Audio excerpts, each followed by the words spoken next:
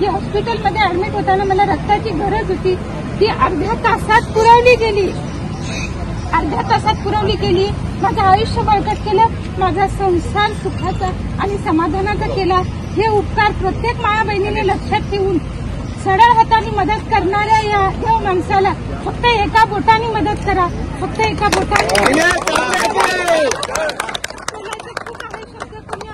कार्य अनमोल आहे.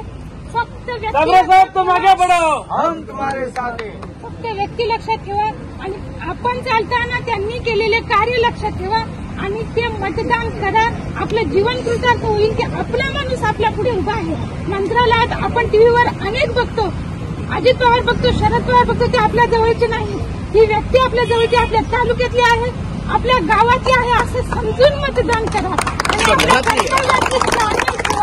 की खरंच आपला माणूस आपल्यासाठी उभा आहे.